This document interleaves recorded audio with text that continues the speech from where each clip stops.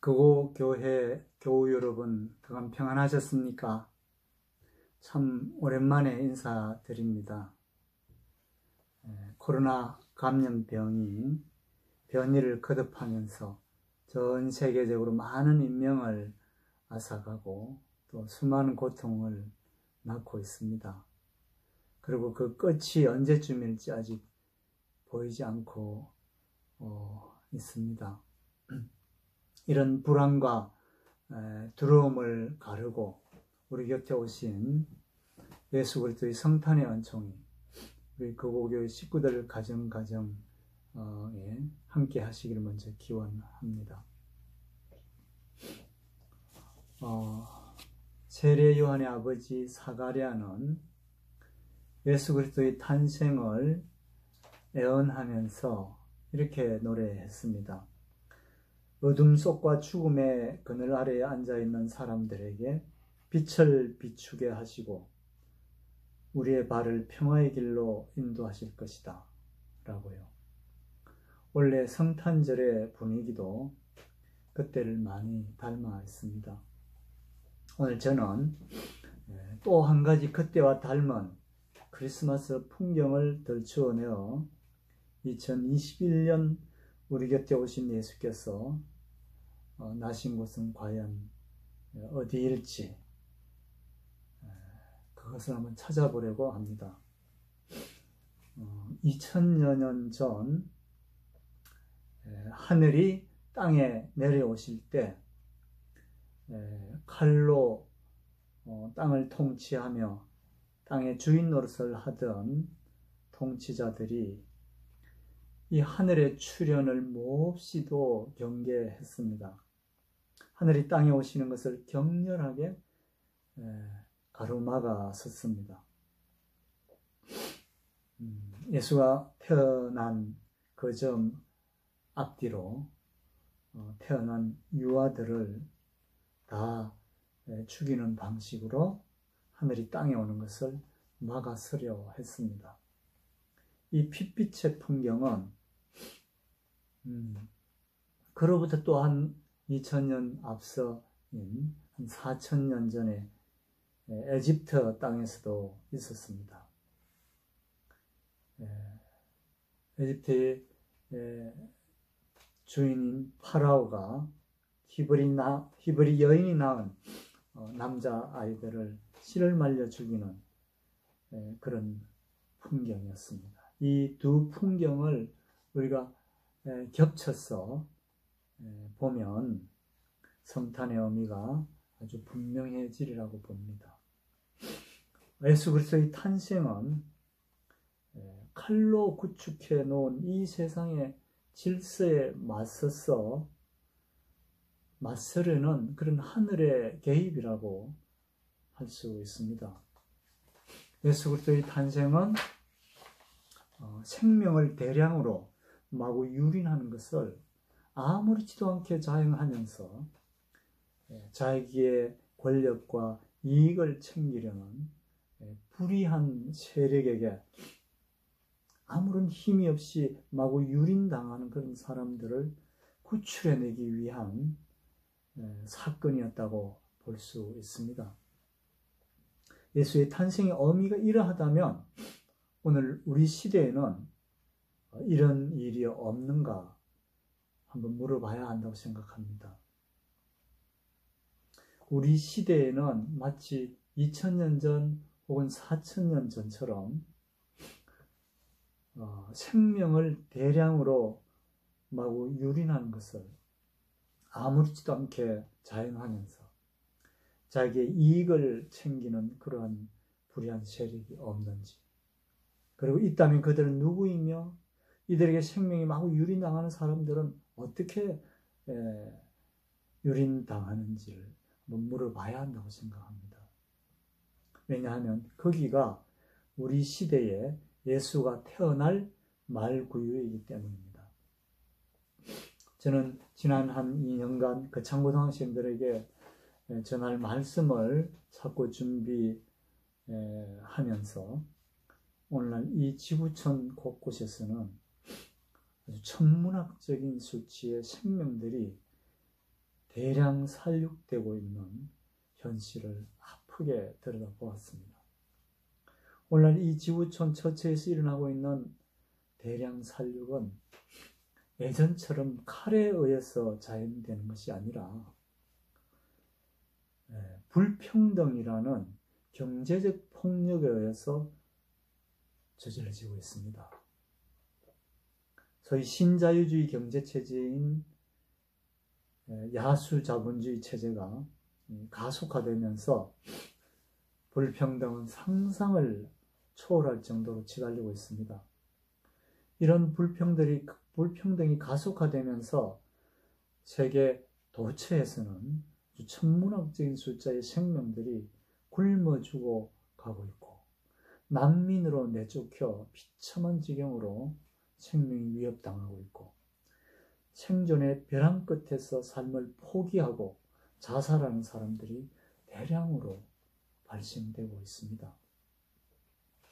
오늘날 인류가 직면한 이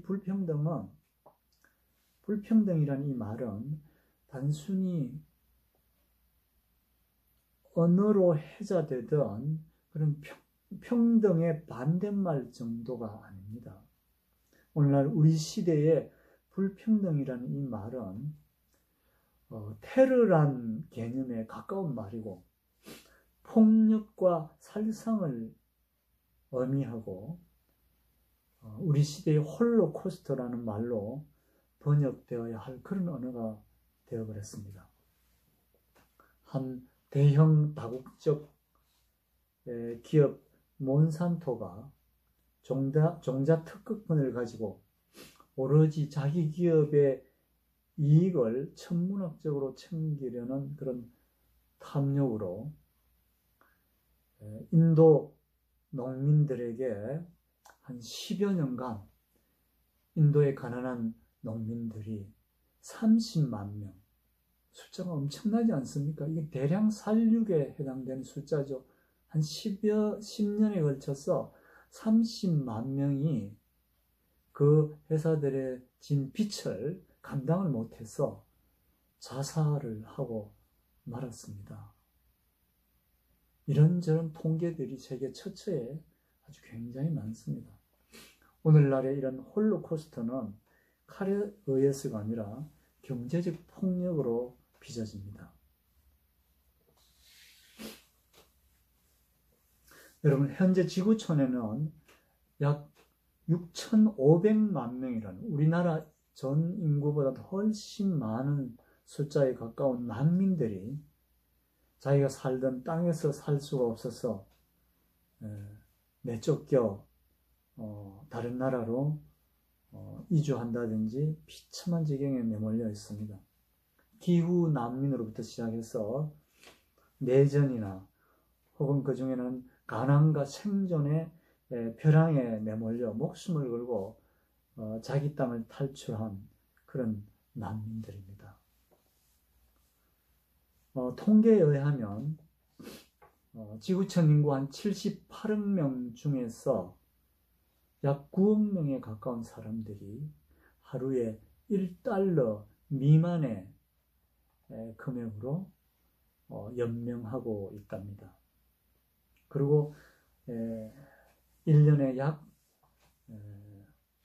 540만 명 정도가 굶어 죽어가고 있는 실태입니다.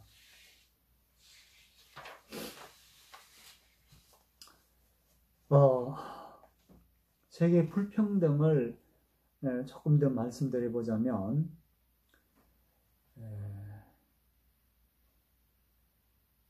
전 세계에 약 85명의 억만장자들이 전 세계 인구 절반 약 38억 명이 가진 부를 85명의 사람들이 다 가지고 있다고 합니다. 그리고 옥스팜 총재 위니 비니아스는 최근 다보스 포럼에서 이런 보고를 했습니다. 한 해 동안만 세계 갑부들의 부는 매일 25억 달러, 한화로 약 2조 7,500억 원 정도씩 불어나고 있고, 그리고 반면 인류의 하위층 가난한 사람들 38억 명의 부는 반대로 오히려 매일 5억 달러씩, 그러니까 우리 돈 5,500억 원 정도에 해당하는 돈이 줄어들고 있다고 합니다. 이 부의 양극화가 거의 극단적으로 치닫고 있다는 이야기죠.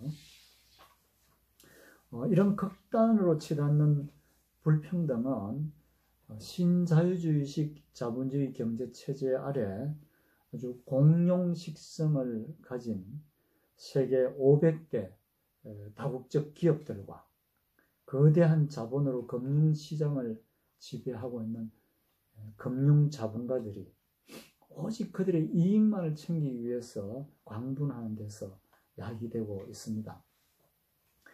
예수 그리스도가 이 세상에 오신 것을 축하하는 성탄절이 되면 그분의 오심을 축하하는 현수막이 매다 걸리는데, 가장 대표적인 글귀가 하늘에서는 하나님께 영광이요 땅에서는 기뻐하심을 입은 사람들 중에 평화로다 하는 누가복음의 말씀입니다.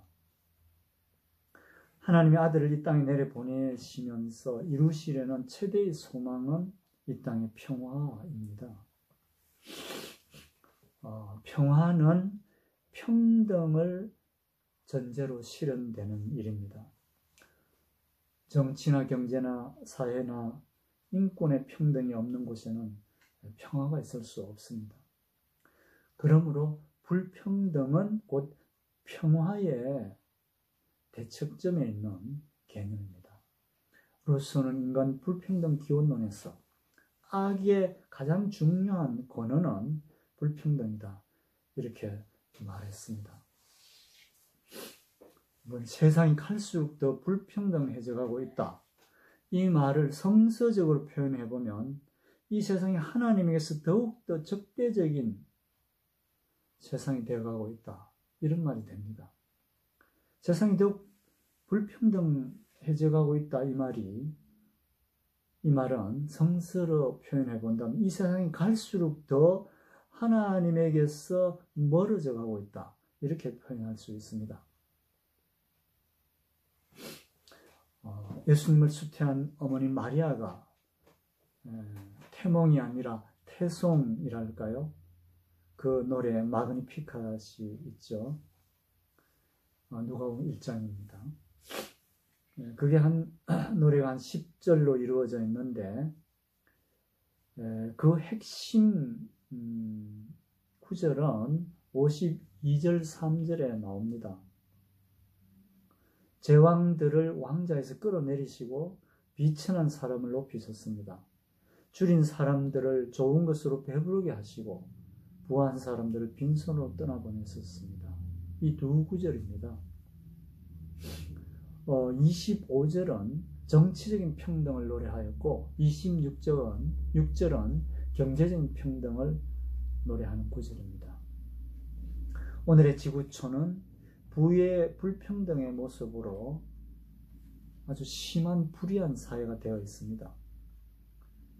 수천만 명이 굶주려 죽고 수천만 명이 자기의 땅에서 절대 생존의 위기에 몰려 유배되어 난민 신세로 요리걸식하고 있습니다. 아프리카 대륙에서 유럽으로 목숨을 건 이주 난민이 작은 보트에 콩나물 시루처럼 타고 지중해 바다를 건너다가 지중해 바다에 익사당하는 그 수가 벌써 수천에 이르고 있습니다. 그리고 남미 대륙에서 생존의 벼랑에 내몰린 사람들이 북미 대륙으로 이주하기 위한 죽음의 탈출을 하고 있는 광경을 우리는 심심찮게 뉴스를 통해서 듣습니다. 이런 지구촌 이웃들이 겪는 이러한 처절한 고통을 외면하고 무관하게 보는 예수는 성서의 예수가 아니겠죠. 예수 그 이름은 오늘 이런